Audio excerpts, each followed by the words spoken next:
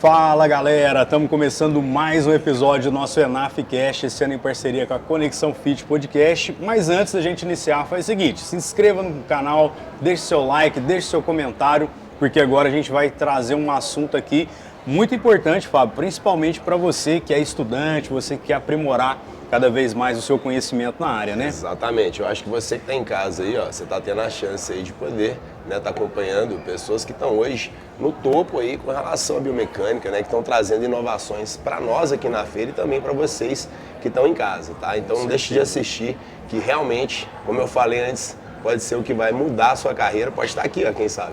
Com certeza. Então é isso aí, gente. Então pra gente é uma honra poder receber vocês aqui, né? O Danilo, como eu falei, já é um apresentador nosso, mas agora ele é convidado nesse Danilo episódio é de casa. também. André, tamo junto também. Muito obrigado pela sua presença. Obrigado, Johnny. Né? O ENAF Obrigado, agradece aí vocês Obrigado, por Fábio. estar abrilhantando cada vez mais.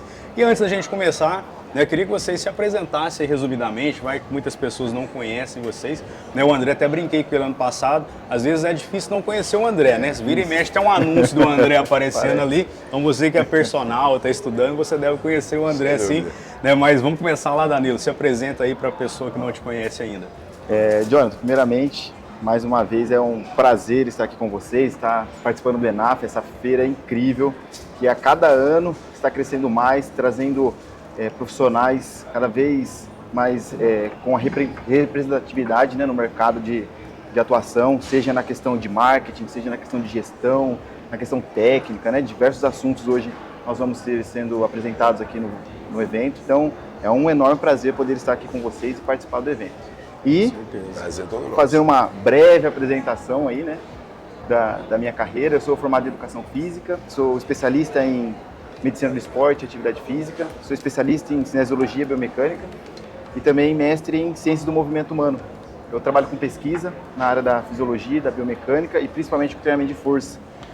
E é uma honra enorme poder estar aqui com o André para a gente discutir sobre treinamento, é algo que eu sempre falo, é enriquecedor esses bate-papos, porque a gente quebra um pouquinho aqueles paradigmas, né? Consegue explorar ali algumas situações do treinamento e ter insights aí que são únicos. Nós conseguimos ter somente nesses momentos. Também, né? A gente sempre vem para a feira com conteúdo e sai com dois. Exatamente, exatamente. Perfeito. Com certeza. E é isso, espero poder contribuir aí com o conteúdo de vocês e a gente poder sair daqui com mais conhecimento e com mais insights aí pro treinamento. Isso aí, vamos lá. André, se apresenta aí também pro pessoal. Bora. Né, quem não conhece você também, e depois já vamos entrando no assunto também até mesmo do seu curso, né? O que você vai palestrar hoje pro pessoal e isso, consequentemente, a gente vai fazendo essa roda aí de bate-papo também. Legal. Bom, eu sou um entusiasta da biomecânica. Esse ano faz 20 anos que eu estudo biomecânica, eu me formei em 2005 e lá em 2005 eu falei sobre análise biomecânica do salto em distância entre atletas experientes e novatos. Então essa foi minha primeira experiência com a biomecânica. Mas mais do que isso, por mais que eu seja muito professor também, né, tenha mestrado, palestrante já há alguns anos, eu gosto de aplicar na prática aquilo que eu estudo. Então, mais do que um professor, eu começo então a aplicar na prática e eu só apresento aquilo que eu tenho resultado. Entendi. Seja com os meus alunos, seja comigo. Então, antes de mais nada, é aquilo que eu falei, assim, eu quero colocar na prática aquilo que eu estou estudando, aquilo que a ciência muitas vezes está nos dizendo através dos estudos mais recentes, através de evidências científicas, eu vou colocando na prática para apresentar. E como hoje eu vou falar sobre biomecânica do ombro, eu vou trazer o que há de mais atual e o que eu aplico na minha prática para entender desde reabilitação do ombro até uma prevenção, até um desenvolvimento muscular. O que os estudos mais atuais falando sobre, por exemplo, deltoide, eles mostram sobre hipertrofia, ativação. Será que a gente consegue hipertrofiar uma região mais proximal, uma região mais distal, dependendo do exercício? Porque essa é uma dúvida que o profissional tem e muitas vezes é muito empírico, né, a resposta. Faz assim que pega aqui, né? Faz assim que vai ser o mais distal. Avança o tronco, você vai pegar a posição mais superior, recua o tronco, você vai pegar a posição, né, basicamente. Isso, tem a mágica aí, né? Como se fosse uma mágica, né? É o que você mais vê na academia, né? O pessoal deitado ali, reclinado no banco, depois faz reto, depois faz com o tronco avançado, para pegar variáveis ali do deltoide medial. Exatamente. Vamos falar disso. Vai ser bem interessante. Legal. Porque realmente, para mim, né, puxando aí para ombro, eu acho que o maior tabu, né, para quem tá na academia, treinando, reabilitando, ou até mesmo quem tá iniciando, é ter força equivalente, né? Principalmente falando de deltoide. Porque quando a pessoa ele vai treinar, às vezes, o peitoral, na porção mais clavicular, que costuma ser mais deficiente, né? O pessoal vai fazer um supino ali, o peito cresce por um todo, mas a porção clavicular acaba ficando mais baixa. Aí o pessoal já vai trabalhar variações como supino inclinado e segmentos do mesmo gênero, que a gente sabe que divide muito com o deltoide anterior. Então, o mais comum numa academia, né, o que você vai ver com mais constância quando o cara começa, né, a pegar uma certa estrutura, é que existem lesões decorrentes de deltoide exatamente por não ter um fortalecimento equivalente. Verdade. Né? Então, assim, o que seria, inicialmente, já começando por aí, inclusive é uma dúvida minha, eu estava ansioso para ter essa chance de conversar, para a gente poder exatamente desmistificar um pouco o que o pessoal pensa sobre deltoide, principalmente com relação a esse ganho de força, verdade, se é proporcional, se a força que a pessoa tem que ter na porção clavicular do peitoral tem que ser equivalente à força do deltoide anterior para evitar lesão. Quer começar, Danilo? Posso falar? Você que sabe. Fala aí. Manda bala, Danilo. Ô, Fábio, esse é um tema muito legal, que aí está diretamente vinculado com a seleção de exercícios, né? Quando você vai fazer uma prescrição ali do treinamento, você vai ter que direcionar um volume específico para determinado grupo muscular, né? E nós vemos hoje na literatura que não existe uma equalização de volume por grupo muscular. Os estudos utilizam a equalização para chegar a um desfecho e amarrar, vamos dizer assim, o desenho experimental, para que os dados fiquem mais claros no momento que for apresentado. Mas o desenvolvimento muscular ele acontece em proporções diferentes em cada grupo muscular. Então pode ser que determinado indivíduo faça um volume menor de peitoral, mas para desenvolver deltoide medial, ou seja, anterior, ele precisa então um volume maior.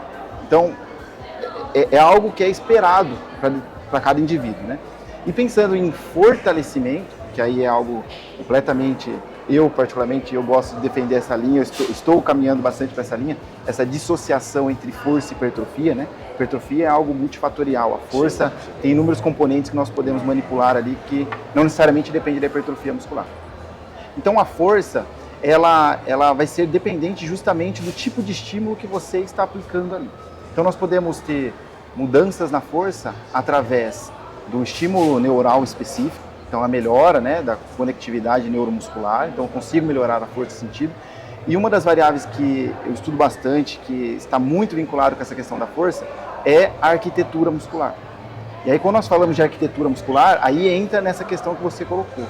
Eu preciso fazer exercícios numa proporção semelhante para o mesmo grupo muscular, por exemplo, os mesmos, né? Para peitoral e para deltoide. Depende de como você organizar o exercício, você vai conseguir manipular essa arquitetura muscular de uma forma favorável para desenvolver força. Então eu tenho lá, peitoral. Se eu não trabalho com o peitoral em amplitudes que favoreçam essa mudança de arquitetura muscular, eu posso trabalhar o deltoide e estar considerando um ambiente favorável para gerar uma lesão.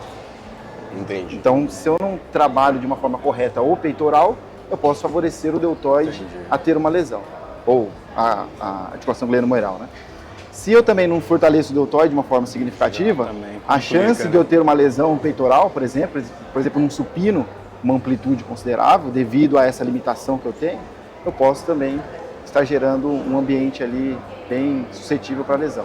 Então, pensando nessas proporções, eu daria bastante ênfase no fortalecimento dos grupos musculares, tanto deltoide quanto peitoral, e também buscaria explorar a manipulação da arquitetura muscular, com amplitude de movimento, explorando diferentes angulações, né, para modificar essa arquitetura. Acho que esse ambiente seria um ambiente mais seguro, né, e que, lógico, precisa ser desenvolvido ao longo do tempo. É importante a gente falar também que o músculo mais lesionado, nesse caso ali, a tendinite mais comum, né, de um músculo específico no ombro é a do supraespinhal. Então, quando a gente fala de problemas no ombro, a gente, na sua maior parte, a sua grande maior parte, a gente está falando de algum problema associado ao supra, né, aquilo que você falou. Então, muitas vezes a gente tem um equilíbrio de forças que não está bem equilibrado, alinhado, né? A gente tem uma disparidade aqui, uma desproporção. Só que o que acontece? Essa desproporção ela pode estar vindo não exatamente do deltoide, mas a partir do momento em que você tem uma tendinite no supra, que normalmente está associado a um complexo de movimentos e de problemas associados, de repente um tipo de acrômio, uma bursite também subacromial, enfim, um cenário conhecido como síndrome do impacto no ombro. Quando você tem esse cenário, você acaba realizando menos esforço para o deltoide daquele ombro. Entende assim que o mais comum é você sobrecarregar um pouco o seu trapézio. Então, eu tenho dor na minha glenohumeral ou nessa região.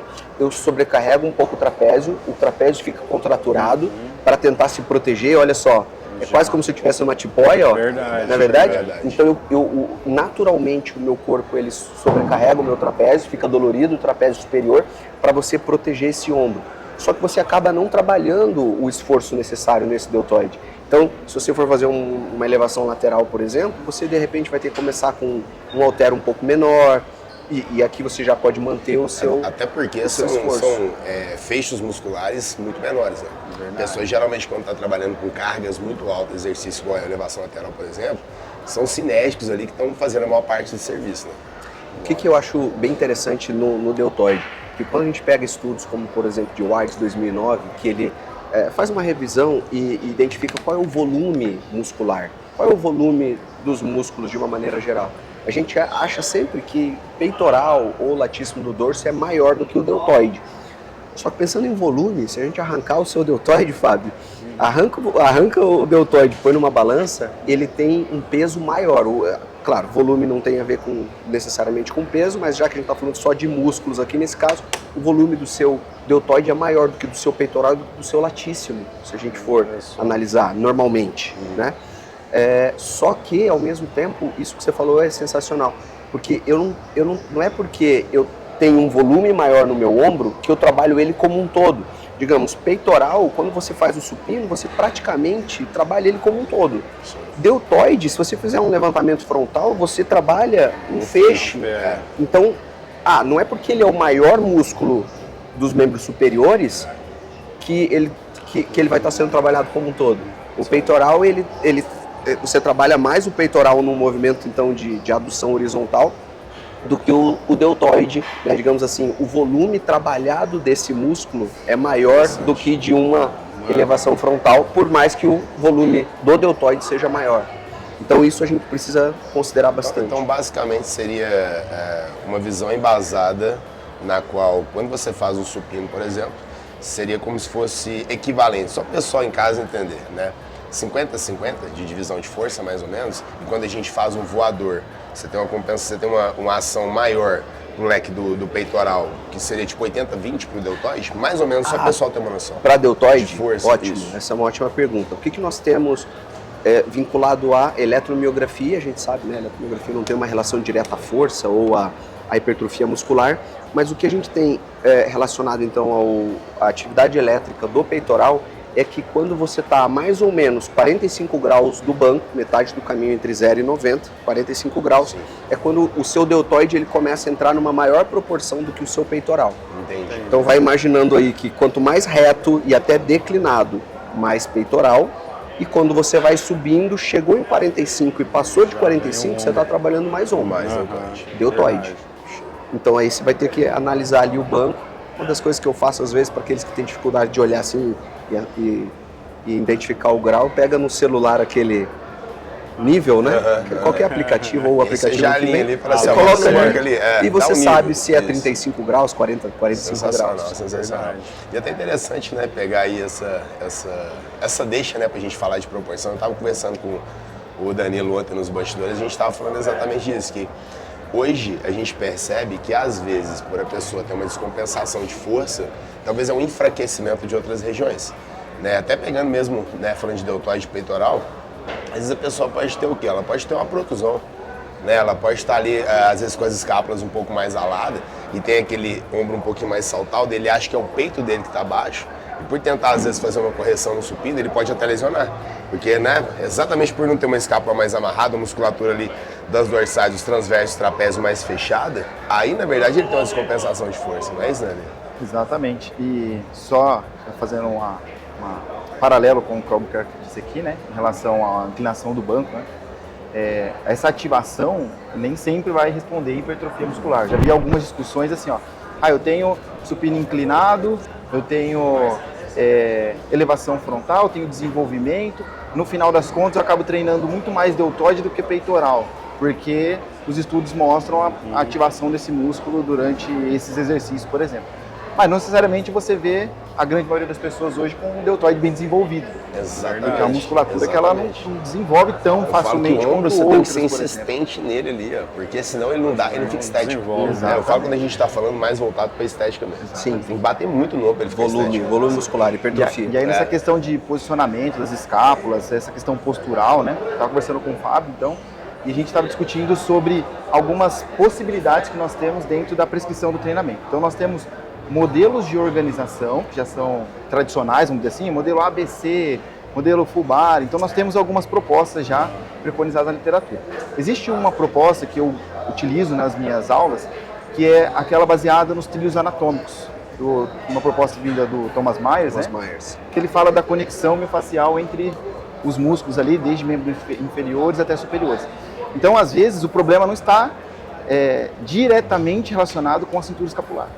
Então precisa fazer uma análise postural para identificar de fato quais músculos. O músculo que está agindo direto na mudança da força ali, ou da posição do segmento pode sim estar vinculado.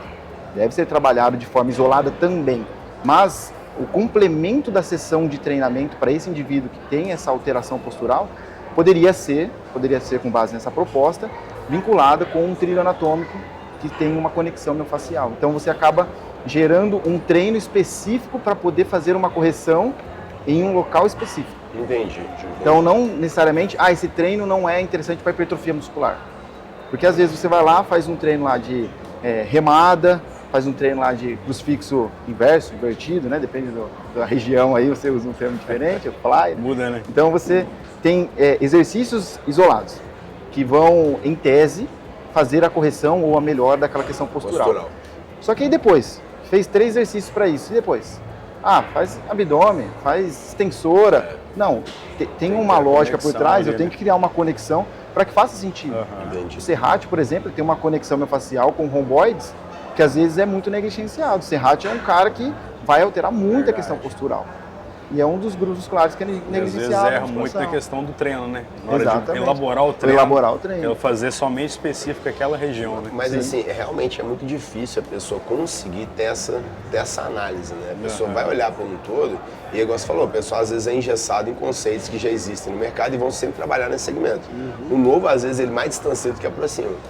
Então é muito interessante ter isso, né? Ter essa vivência, ter vocês ali também, estão estudando e buscando para trazer isso para a prática e mostrar para a galera. Né? Por isso que eu acho que a rede social ela soma demais pra gente, porque né, algo que é teórico, que se torna depois prático, você traz pra gente aqui no podcast, depois você apresenta isso através dos vídeos que vocês fazem dentro da academia, treinando e mostrando pra galera, isso vai fazendo a pessoa perceber aquilo ali e se familiarizar.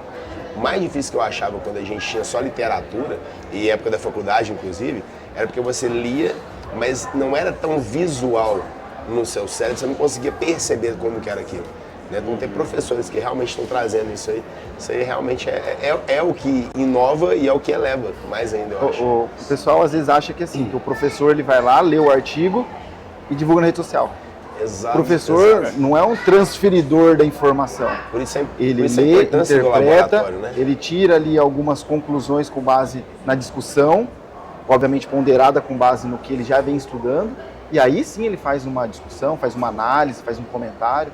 Então, o professor ele é esse intermediador da ciência e da prática. Sim. O professor ele tem essa função. Sabe um ponto que eu tenho entendido mais e aplicado nos meus treinos? A gente está falando de deltoide e eu confesso que eu negligenciei muito o meu treino de deltoide por muito tempo. Primeiro porque eu tinha dor no ombro, primeiro porque por muito tempo eu fiz uma luxação acromioclavicular e sempre eu tinha um certo desconforto ao fazer meu treino de deltoide. Então sabe quando você vai deixando de lado, né? Aquele negócio. Normalmente de semana. Tríceps também tem isso, né? E o mais Quem é que não tem uma dorzinha aqui? Você deixa de lado, mas em algum momento você vai te cobrar. Isso mesmo. Conta bem. Em algum momento vai te cobrar. Aí eu comecei a estudar mais sobre volume de treino. né? Então a gente está falando aqui especificamente, né, de treinamento de uma maneira geral. Pense em volume. Volume.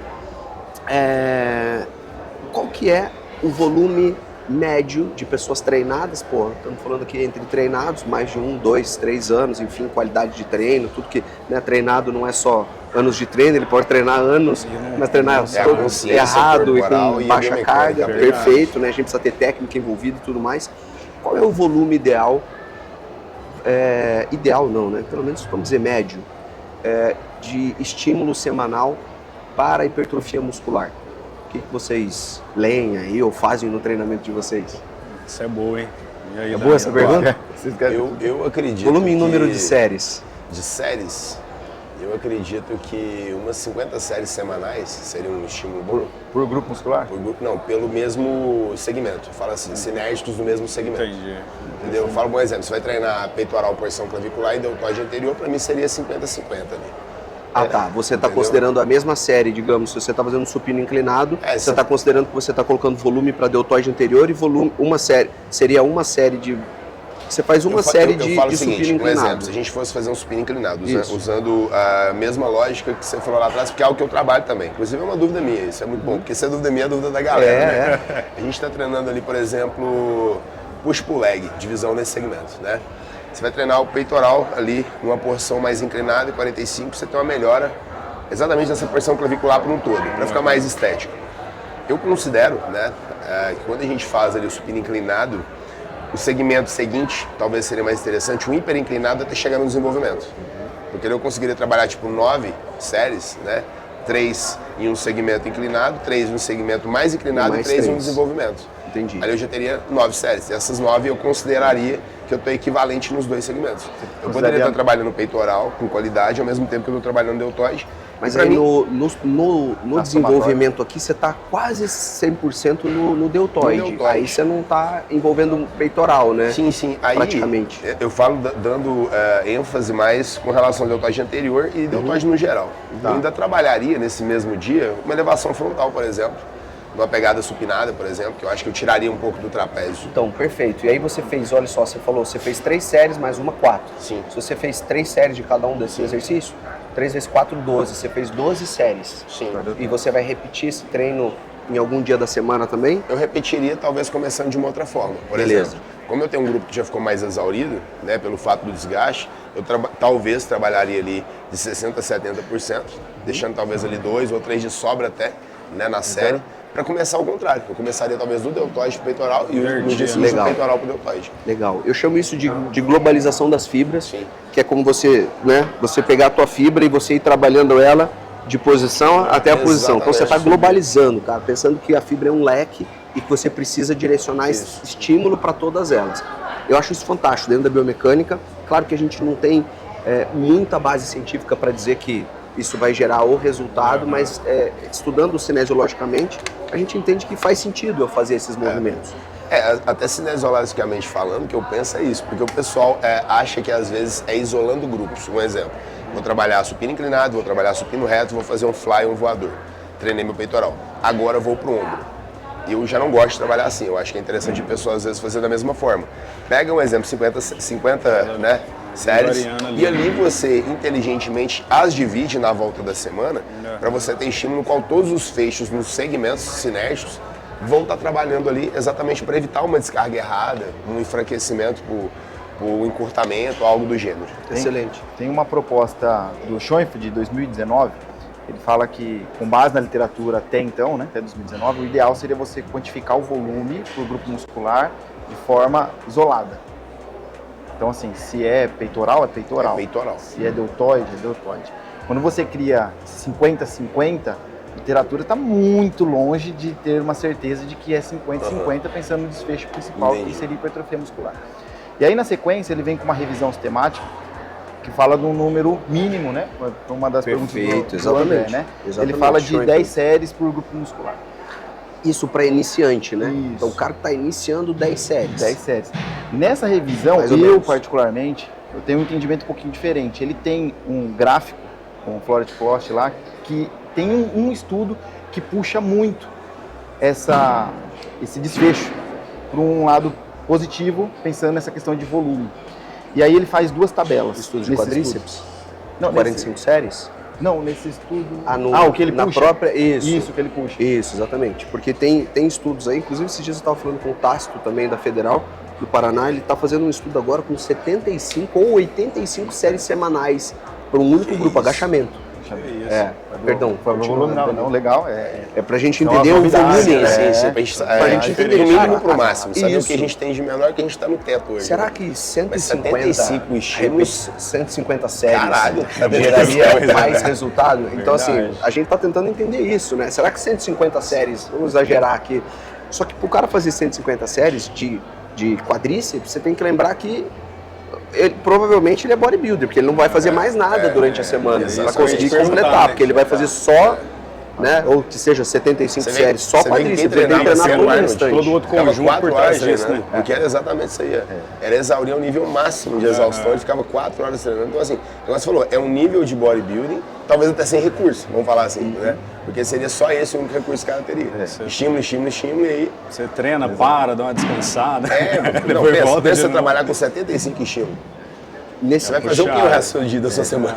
Nesse mesmo estudo que o Danilo estava comentando, ele fala que para pessoas treinadas, mais ou menos 25 séries, vamos colocar, né? Porque nunca tem um número exato, mas mais ou menos 25 séries por grupamento para pessoas treinadas seria ok, seria suficiente para continuar essa hipertrofia, esse ganho de massa Isso muscular. no mesmo segmento.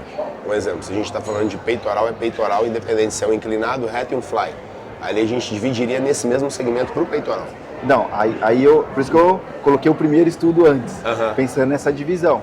Então eu colocaria um músculo específico para aquele exercício. Sei. Por exemplo, nós temos um estudo do Brandão que avaliou a participação do tríceps e do peitoral no exercício supino. E colocou numa organização diferente com supino e testa. Então ele comparou multimono, mono e multi e mono, 4 grupos. E aí ele viu como que era a resposta então desses músculos, tanto do tríceps quanto do peitoral. E aí ele viu que quando você faz o supino, só o supino, você não tem uma resposta para a hipertrofia muscular da cabeça longa do tríceps. Entendi. E aí, essa linha, aí tem os desfechos dos outros cabeças, etc. Mas nessa linha, ele vem trazendo sim essa ideia de que um exercício ele vai ter uma contribuição 50-50 para os grupos musculares envolvidos. Mas a gente só tem esse estudo. Não dá para falar, por exemplo, vai fazer agachamento, o quadríceps vai hipertrofiar X e o glúteo X. A gente não tem isso aí. Exatamente. A gente tem algumas ideias de como pode acontecer. Então a ciência ainda está engatinhando nesse aspecto de saber exatamente o quanto um exercício pode gerar de estímulo para o músculo agonista e o cinético. A gente sabe que existe a descompensação, né? A pessoa, às vezes, que tem muita dificuldade para agachar, por exemplo, a gente percebe que tem um quadríceps talvez muito hipertrofiado, mas muita fraqueza no glúteo. Né? Ou, às vezes, ali um encurtamento, né, no quadrado lombar, ali, por falta de um exercício um pouco mais curvado, porque o povo retificou demais as execuções. Falando isso ontem também, até citando o Arnold de exemplo, né? E até entrando agora nessa questão da dor também, Danilo. Já vamos entrar nisso, puxar um pouquinho que o André vai falar também. Só concluir aqui a questão do que o André falou sobre o volume, né? E aí esse estudo que ele coloca lá de 10 séries para indivíduos iniciantes e 25 séries aproximadamente para o indivíduo mais treinado, não levou em consideração o que nós já temos hoje na literatura. Então até o próprio Tácito já fez com 50 séries, né? O nosso grupo de estudos lá fez com 45 séries. Então esses estudos não entraram no cálculo ali para fazer a meta-análise. Entendi. Então por isso que não dá para falar que exatamente são 10 séries ou 25 séries, porque agora a gente está avançando com esse volume, né? Então pode ser que daqui 3, 4, 5 anos venha uma nova revisão e fale, olha, vamos ajustar agora para indivíduos iniciantes, seja lá, 15 séries. Então, assim, ó, o professor que está em casa assistindo com um bloquinho de nota na mão, o que seria, assim, o estímulo ideal, então, vamos falar assim? Cara, eu enxergo da seguinte maneira. Se o teu aluno, vamos falar da média, a média treina 3 vezes na semana, né? São poucos alunos, vamos pensar no aluno. Apesar que a gente pode falar por o profissional, normalmente o profissional ele até treina 5 vezes na semana, mas o aluno treina 3. É verdade, a realidade é essa hoje no Brasil, né? E a gente fala isso porque a gente faz pesquisa, né? E na nossa escola a gente tem mais de 20 mil alunos ativos hoje na Personal Trainer Academy para ter esse panorama hoje do Brasil. Isso. É por isso que eu gosto de fazer esse cálculo de mais ou menos quantas séries o seu aluno ou você está realizando por semana, porque normalmente você vai ter que negligenciar algum grupo muscular frente a outro. É verdade. Por isso que é aquele negócio, homens normalmente gostam de treinar mais superiores e mulheres mais inferiores. Normalmente, tá, gente, por favor, né? Não é aquele Perninha de negócio, corneta. mas eu Perninha gosto de de treinar perna. Não, eu sei, normalmente é isso. Verdade. Mas é isso. Se você Basicamente. vai fazer, por exemplo, você quer treinar peito, você precisa pensar ali que você vai ter que aumentar esse volume de treino para peito. Se o cara treina 3 vezes na semana e faz full body e treina um exercício de peito na segunda, um na quarta, um na sexta, dá 9 no volume. E, cara, pensando em volume, 9 é tipo, ok, para um iniciante você ganha, para o intermediáriozinho você consegue um resultado, se você só quer emagrecer, você tá bem. Agora, se você quer ganhar massa muscular, Aí não, né?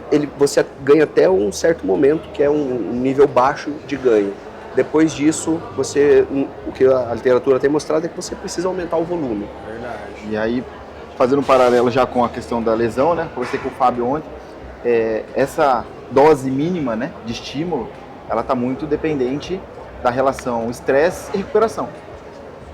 Então, 9 séries seria o ideal para o indivíduo iniciante? Sim, a gente poderia até errar pelo mínimo, né? Não errar pelo máximo de séries, justamente pensando em evitar lesões, né? Errou pelo mínimo. Então eu fiz essa prescrição com essa dose mínima. E o meu aluno se recuperou bem, não teve nenhum desconforto, a dor muscular de início tardio não foi tão significativa, pensando que ele é iniciante, então vai ser mais sensível, né, a ter essa percepção.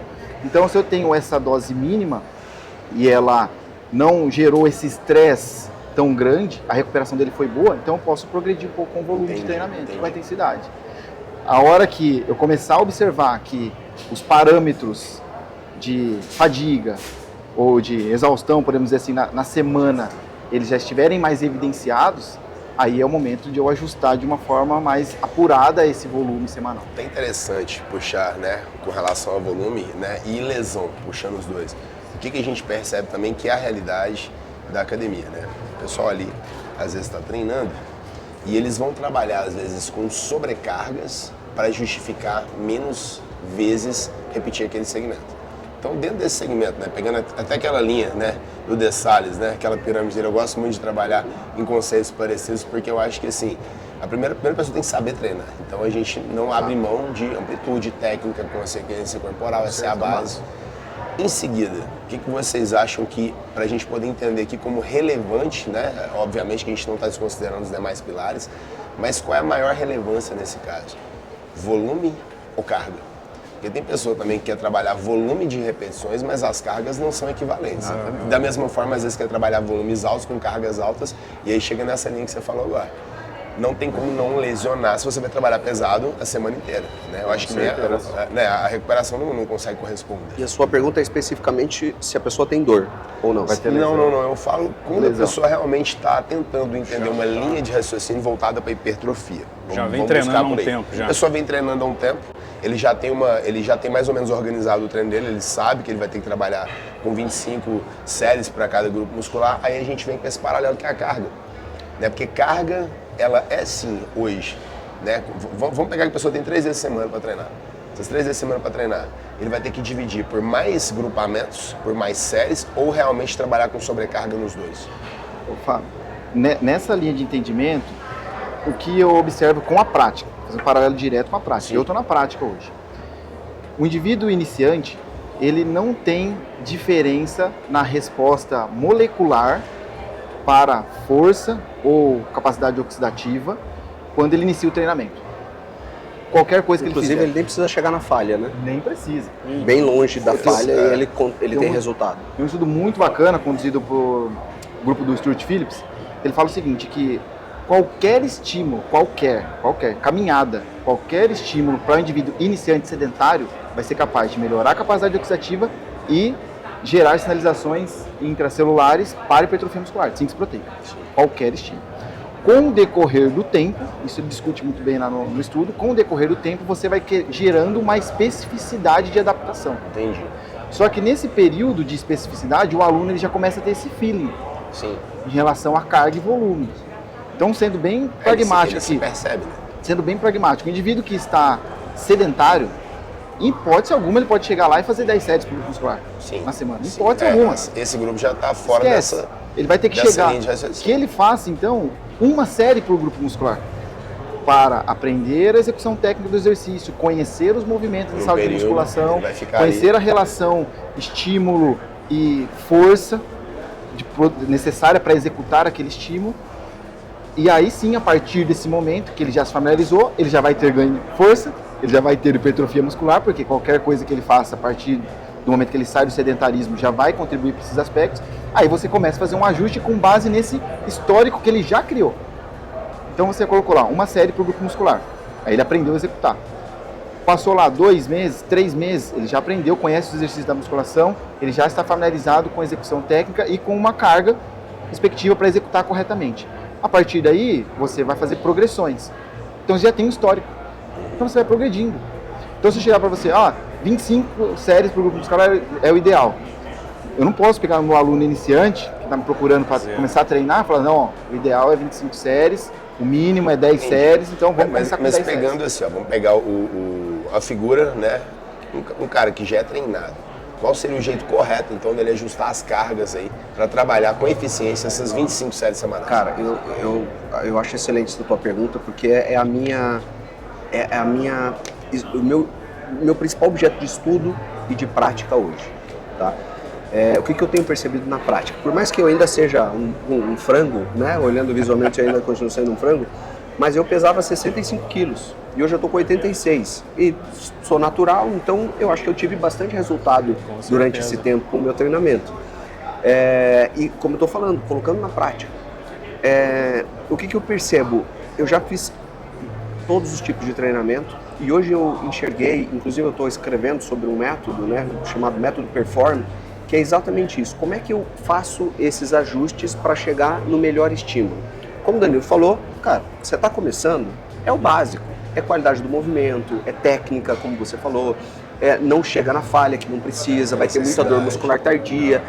Agora, chegando num caso aí, como você falou, de uma pessoa treinada, a primeira coisa que eu já entendi no meu método é o seguinte: para eu conseguir aumentar o número de volume de séries semanais, como a gente falou aí, para mais ou menos, vamos colocar mais ou menos 25, eu vou ter que negligenciar outros músculos. Você não consegue fazer 25 para panturrilha, 25 para bíceps, 25 para tríceps, 25 para peito, 25 para ombro, aí a gente precisa pensar em todas as divisões para costas, a não ser que você fique 2 horas na academia todos os dias, coisa que não é a realidade da maioria, a não ser de bodybuilders.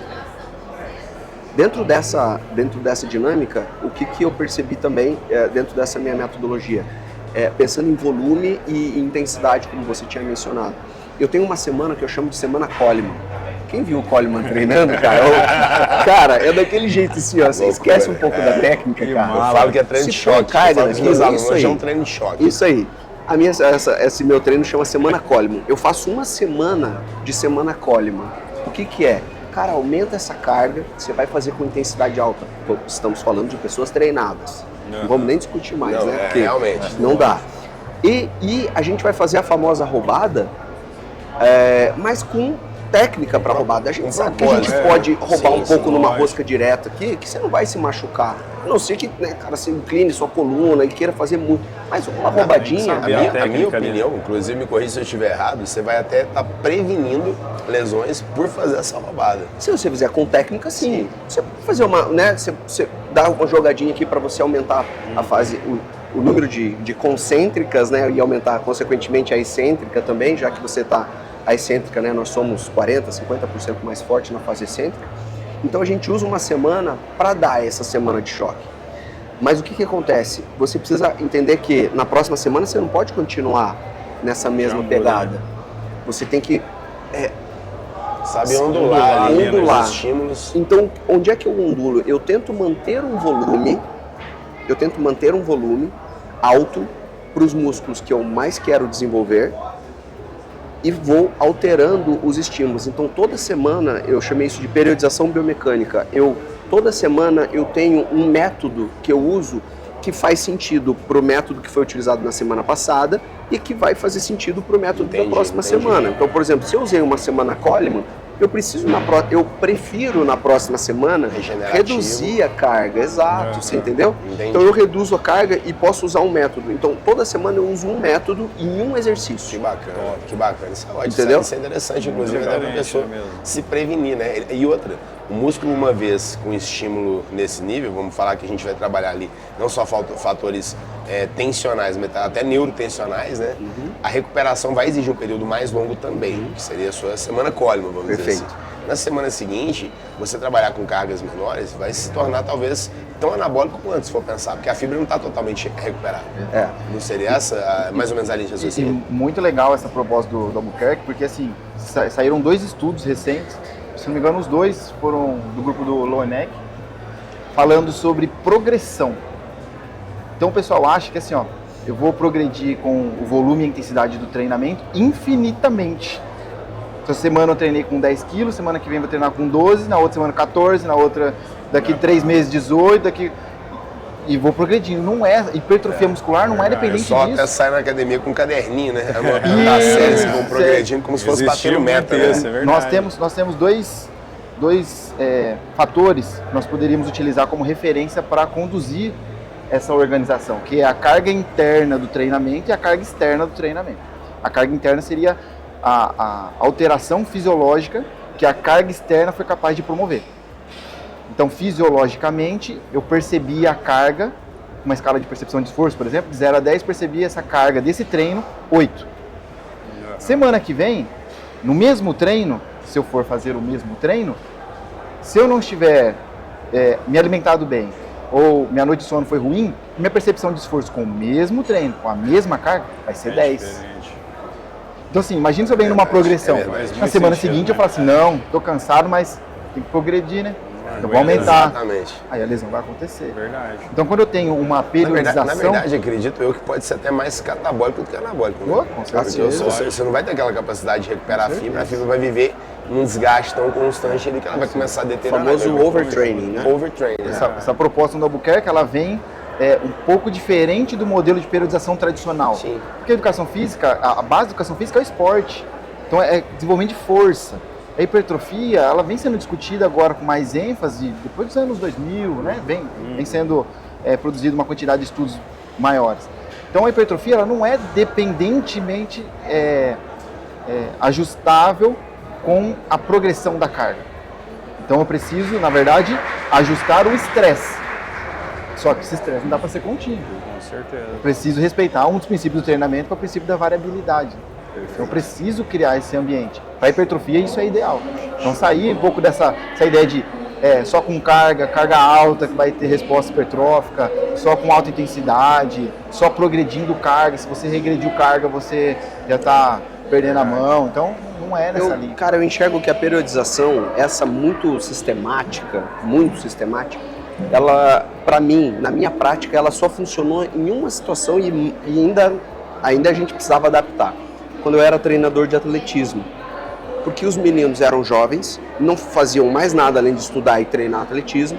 Aí você podia periodizar e, cara, e eles tinham, e aquele negócio, né? Tem que fazer. Agora, os sem nossos falar alunos... que a gente está buscando uma performance ali. Exato. Né? E os gráficos são todos ali, ó, com intervalos muito pequenos. Exato. Então realmente é necessário você bater meta, né? Exato. Verdade. Agora, vamos pensar aqui nos nossos alunos, na academia. Cara, é que nem se falou. Essa semana ele brigou com a esposa, cara. Então, naturalmente, oscilando muito, você vai diminuir a carga. Com certeza. E aí você fala, não, mas na periodização aqui...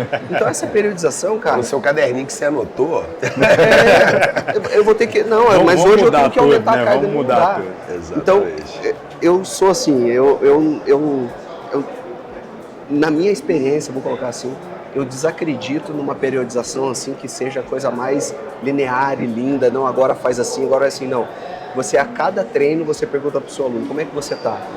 E aí, às vezes, semana que vem ele passa mal, e aí ele falta 2 treinos, pronto, já foi a semana recuperativa. Porque se ele faltou 2 treinos de 3 que ele tinha, segunda, quarta e sexta, se ele faltou quarta e sexta, cara, já aquela semana que você estava achando que ia ser a recuperativa daqui a um mês, já foi hoje, já... Verdade. querendo ou não também, é o feeling do treinador. Você tá ali, você tá observando, você sabe a que nível o seu aluno tá, porque é perceptível total. Com certeza. Aí, João. Verdade. Pessoal, seguinte, estamos chegando no final. O outro convidado já tá ali esperando. Ele falou que tá agarrado A hoje. gente não pode deixar de fazer as nossas perguntas Lógico, polêmicas pra fechar, pros né? convidados Pra pra fechar, fechar. né? Poxa, Não, agora. mas não é polêmica, não. Passou As perguntas rápido, é hein? tranquilo. Passou, Passa né? rápido, viu, gente? Não, e Vou Senão falar nós do governo atual. Não, mentira.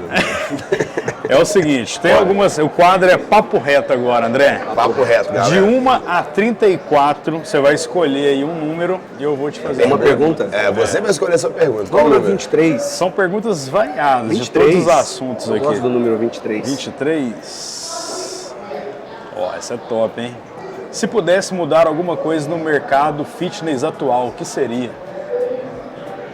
Cara, eu mudaria a crença que o profissional de educação física não ganha bem. Verdade. É sensacional. uma crença, cara. Tem, até E a hoje, gente, né? essa crença, ela faz a gente... É enraizado. É verdade. É Aí a enraizado. gente se puxa tão pra baixo Cada vez mais. e aí sempre tá se nivelando baixo. Com certeza. Então, assim, se fosse para eliminar uma crença, é é essa boa. crença, que já é dita por muito tempo, né? Digamos lá, quando a gente escolhe Muita fazer educação coisa. física, muitos Todo pais mundo fala falam, mas mal, isso né? aí não dá dinheiro. É uma crença. Verdade. E Exatamente. Fala, Danilo. Agora você. Número 7. 7. Danilo. Qual o seu maior objetivo a curto prazo? A curto prazo, Curto prazo. Amanhã. Ganhar 1 milhão. Ganhar na Mega Sena. olha, a forma como eu trabalho hoje, como eu me posiciono hoje em rede social, ela atende tanto a curto prazo, médio prazo, longo prazo. O meu objetivo principal é poder compartilhar conhecimento. Entendi. Então, a curto prazo, hoje mesmo, compartilhar no meu grupo de estudos lá um artigo falando sobre variação angular do exercício de rosca direta. Top. Então, assim, curto prazo, hoje, daqui a pouco vai ter algumas discussões lá, eu já vou interagir. Então, a curto prazo, seja médio prazo ou longo prazo, meu objetivo seria sempre compartilhar informando conhecimento. mesmo. Eu vou na mesma linha do André. Eu acredito que quando todos nós estivermos falando a mesma língua, estivermos dominando, né, os aspectos do treinamento para poder tornar a nossa profissão com um atendimento, uma qualidade premium, fala assim, pô, nossa, eu treino com o personal, eu treino com orientação, porque Valorizar, realmente eu sinto que eu estou sendo cuidado. E é esse o aspecto. E aí a gente quebra o paradigma do valor e de preço. Eu acho que começa Com por aí. certeza. Eu acho que a nossa profissão era muito subestimada exatamente por isso. Né? Porque o pessoal antigamente atribuía ao treinador uma pessoa de pouco estudo, uma pessoa que estava na academia, mas fazia bico em outro segmento. Então acho que por isso até que o profissional ele veio desacreditado por um período. É a diferença Mas de isso aí é o que eu preço acho que com valor, agregaria né? também valor. Né? Valor e não só preço. Quando eu falo cuidado, é você, quer ser um fisiculturista, eu vou cuidar de você para que você seja um fisiculturista.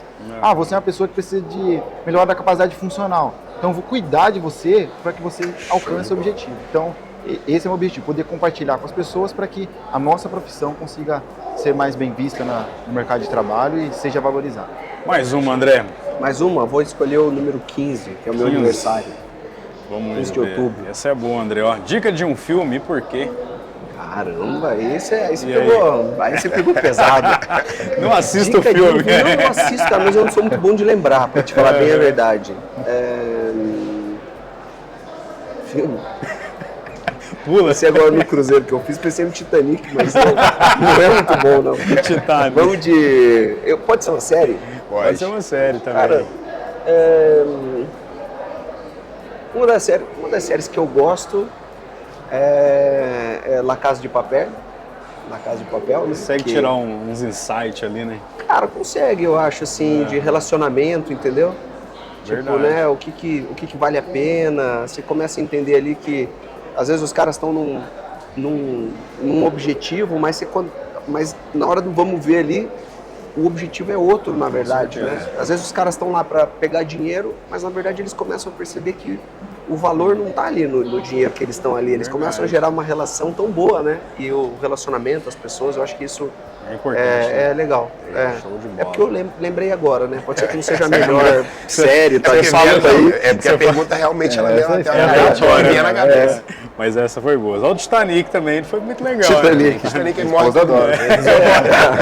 Mas eu vi o do Cruzeiro que você fez lá, foi top, cara. Achei Foi legal. bacana, Tô orando foi falar bacana disso. Vai ter mesmo. mais? Cara, tô na Pretende. dúvida. Tô na dúvida se vai... porque dá tanto trabalho pra gente, cara. é um imagina, trampo, né? É É um muito, trampo, não é fácil. É muito. Se tiver, a gente vai também. Vai, vai. Convida lá, a estão gente, convidados. convida a Não, gente. então vamos. Vamos fazer um Então fechou. podcast lá, Então alto fechou. mar, todo Fechou. mundo assim. Esse é Aí, ó. legal, esse é legal. Pode Cobriu o evento. Combinado. Quando tiver, o André vai chamar a gente. Fala, Danilo. 18. 18? Pra fechar, hein? Danilo, essa é boa. Eu acho que você vai responder bem ela. Café ou chá? Qual realmente faz bem para o corpo? Sem dúvida, pra mim você tá fazendo essa pergunta. Café ou chá? Qual que realmente faz bem? Café sem açúcar, com Aham, torra forte.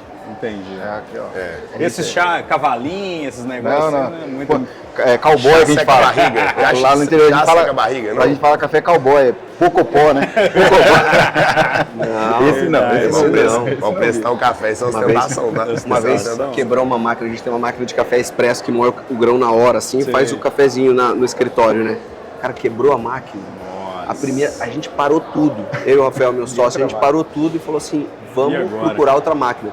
A gente começou a procurar na internet, só que demorava 7 dias para chegar. Nossa. O que a gente fez? Não dá. A gente foi na OLX, procurou uma usada ali perto, parou Achou. todo o trabalho, fomos buscar a máquina, voltamos, colocamos café, ligamos, tirou o cafezinho, agora a gente pode voltar volta a a trabalhar. rotina normal. Foi desse jeito, cara. Tivemos de eu- comprar uma máquina na OLX, É, porque desse não jeito. dava para esperar 5 É dias. igual eu mais o Fábio. Ele mais falou assim, esse ano já tem que fazer alguma coisa diferente no podcast. Nós descemos lá no shopping, comprar essa máquina aqui. A máquina de café. Vamos lá no shopping, Fábio, comprar uma máquina. Comprou.